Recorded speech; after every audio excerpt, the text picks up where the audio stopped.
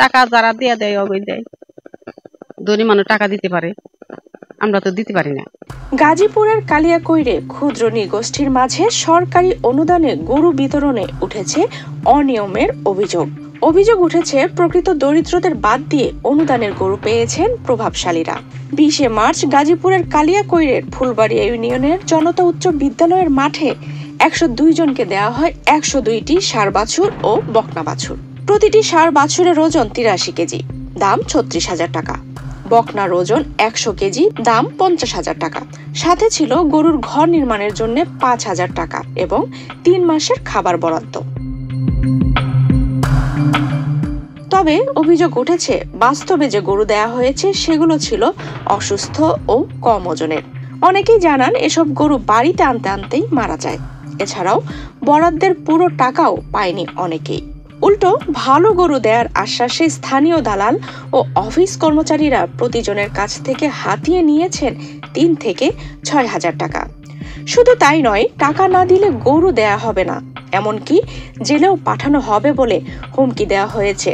এমনই অভিযোগ করেছেন অনেকেই। বললো 5,500 টাকা নিছে, আর হলো যে কয় যে যদি টাকার কথা কস, মুখ যদি বন্ধ না রাখস তাহলে তো গরু নিয়ে যাম গা 10-12,000 করে টাকা দিয়ে তখন গরু নিয়ে অন্য মাইসের দিব বলে আঙুথানে গরু নিয়ে কয় অন্য মাইসের দিব, অন্য লোকের দিব, অন্য দেশে দিব, এমনি হুমকি দেখায়। কয় তোকে থানায় জানাবো, পুলিশ হইব, তখন আমি কেস হইব, ফলনাইব, টেস্কাইব। হ্যাঁ তখন টাকা নিছে গরুর বেলায় কে আবার টাকাও দিয়ে আমার ডরও দেখায় যে থানায় নিব, পুলিশ হইব, কেস হইব। আমরা কি ডরাই? আমরা কামাই করে খাই, আমরা কামলা দিয়ে খাই। গরু দেওয়ার কথা ছিল এবং টাকা দেওয়ার কথা ছিল, সেটা না দিয়ে উল্টে আরো এই পানি সম্পদ অফিসার মোহাম্মদ মিজানুর রহমান 6,000 করে টাকা উঠাইছে বিকাশ এবং উত্তম সুমনকে দিয়ে। আরো আছে তাদের সাথে জড়িত, রাখাল আছে, সাইমন আছে, এরা সবাই মিলে এটা করেছে। ওই উপজেলার থেকে যে গরুটা বরাদ্দ দিছে, ওই গরুটা যখন আনছি তখনই অসুস্থ, তখনই ওই কোনো ভাই নিয়ে আইছি, বাড়িতে আনছি, পরেই মারা গেছে 2 দিন পরেই। আনতে আনতে পইরা যায় এই অবস্থায়, যে অসুস্থ ছিল তাই বিক্রি করছে।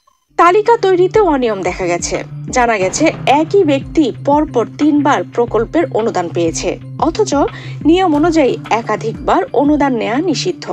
ফলে প্রকৃত দরিদ্ররা হয়েছেন বঞ্চিত। নৃগোষ্ঠীর সদস্যরা মৌখিকভাবে অভিযোগ করলেও প্রাণী সম্পদ কর্মকর্তার তালিকাকেই ভিত্তি ধরে বিতরণ করা হয়েছে এসব গরু। এছাড়াও কেউ কেউ গরু পেয়েও তা বিক্রি করে দিয়েছেন বলেও অভিযোগ উঠেছে। 3 জন আছে, 3 জনের নাম দিয়ে একের পর এক, যেমন প্রথম অবস্থায় ভেড়া, দ্বিতীয় অবস্থায় হাঁস, মুরগি, গরু, এইভাবেও বিতরণ করতেছে। কেন করতেছে? এগুলো স্বজন প্রীতি। দেয় চিনা চিনা দেয়, মা মুখ চিনা চিনা দেয়, যারা এই যে নেতাগিরি করা রে ই করা রে দেয়, আমাকে দেয় না। এই জন্য এই দাদা বুবা একটা প্রতিবন্ধীর কার্ড নেয়, তাদের 2টা ফুলান্তি হয়ে যাওয়ার, বাবাটা মারা গেছে, মাটা মারা গেছে, তারাও কিছুই পায় না। যারা গরু একবার পাইছে তৃতীয়বার তাগই দেওয়া হয়েছে। আমরা বঞ্চিত হলাম কেন? আমরা তো লিস্ট দিছি জমা।